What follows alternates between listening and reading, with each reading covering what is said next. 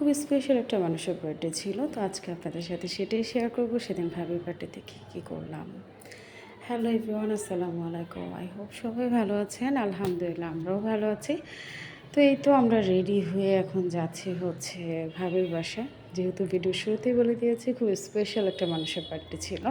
তো বাসার সামনে রোড এত কাটা ছিল আর এত বাজে অবস্থা, কি করে যে এই বাবুকে নিয়ে স্কুলে যাই, বাসায় আসি, খুব খুব কষ্ট হয়। এমনিতেই বর্ষা সিজন, রাস্তা যখন ভালো থাকে তখনই চলতে অনেক কষ্ট হয়, আর এখন তো একদম রাস্তা কাটা, এখন চলতে আরও বেশি কষ্ট হয়। তো আমরা যাচ্ছি আরেকটা ভাবির বাসায়। আমরা ওখান থেকে ভাবিকে পিক করব, রাইসার আম্মুকে, রাইসাকে। তো আমরা দুই ভাবি একসাথেই যাব। তো আজকে মাশাআল্লাহ আমাদের রাইসা বুড়িটারে অনেক সুন্দর লাগতেছিল। আয়েশের ক্লোজ দুইটা ফ্রেন্ড, এক রাইসা আর এই নিবরাস। আর নিবরাসের আম্মুর বার্থডে আজকে আমাদের সাথে ভাবি। তো ভাইয়া ভাবিকে সারপ্রাইজ একটা ফুলের তোড়া দিছে, অনেক সুন্দর ছিল। আর ভাবি আজকে রান্না আইটেমে রেখেছিল চিকেন বিরিয়ানি। আমাদেরকে জিজ্ঞেস করেছিল কি খাবো। তো বিফ বিরিয়ানি আসলে ভাবির হাতে অনেকবার খাওয়া হয়েছে, চিকেন বিরিয়ানিটা খাওয়া হয়নি, যার জন্য চিকেন বিরিয়ানি করছে।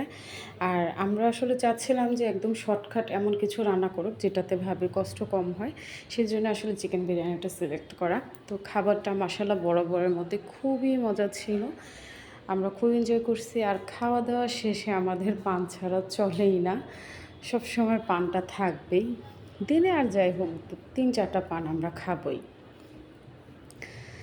তো সর্বশেষে এখন কেক কাটার পালা। ভাই অফিসে চলে যাবে, যার জন্য বিকেল বিকেল আমরা কেক কেটে ফেলছি। ভাবি খুবই লজ্জা পাচ্ছিল, বাট খুব জোর করে ভিডিওটা করা, উনি খুব লজ্জা পাইতেছিল।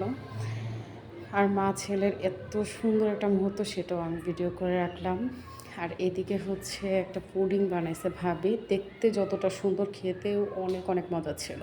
আর আমার পছন্দের মিষ্টি তো থাকবেই, জানে আমি মিষ্টি পছন্দ করি, যার জন্য মিষ্টিটা সে সবসময় এনে রাখে।